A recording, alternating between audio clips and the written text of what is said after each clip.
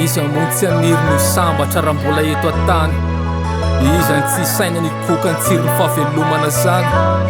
Fa saingy indrisy sia ny fahombiazana kory ene tsy faly mena. Fa fitsapana fisedrana tsy maintsy miserana. Kasakifo na tomany raha sendra mangidy sy ny mafy. Fa ianao tsy maintsy tafita ndray androany.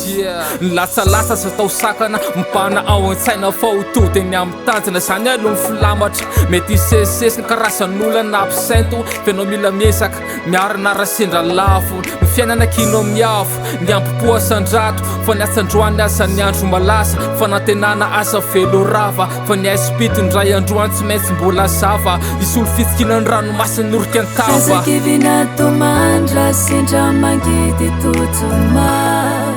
Fa mbola ao ambadika ao ny anjaranao miandrana. Mahireza tranatrany. Fa tsy maintsy mbola ho tafita mitanjona ireny anao ndray androany. Mitsangana miomany amin'ny atretrehana.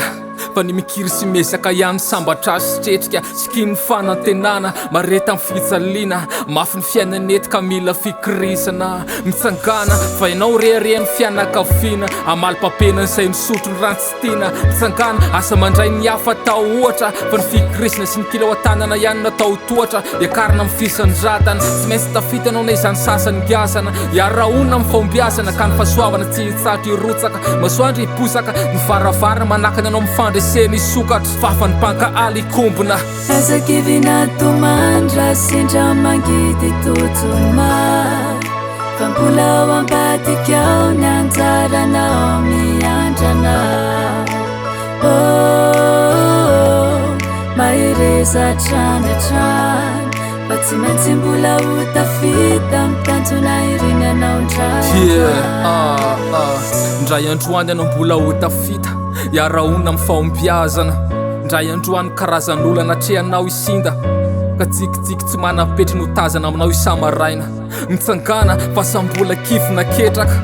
Isa-maraina feno fahavononana. Mitsangana fa mila mikiry sy miezaka. Miroso foana miady atrehana. Asa sena fiamorana. Asa sena fiamorana. Kasakivina tomandra sendra mangidy totsoma. Fa mbola ao ambadika ao ny anjaranao miandrana. Mahireza tranatrany. Fa tsy maintsy mbola ho tafita mitanjona ireny anao ndray androany. Kasakivina tomandra sendra mangidy totsoma. Fa mbola ao ambadika ao ny anjaranao miandrana. Mahireza tranatrany. Fa tsy maintsy mbola ho tafita mitanjona ireny anao ndray androany.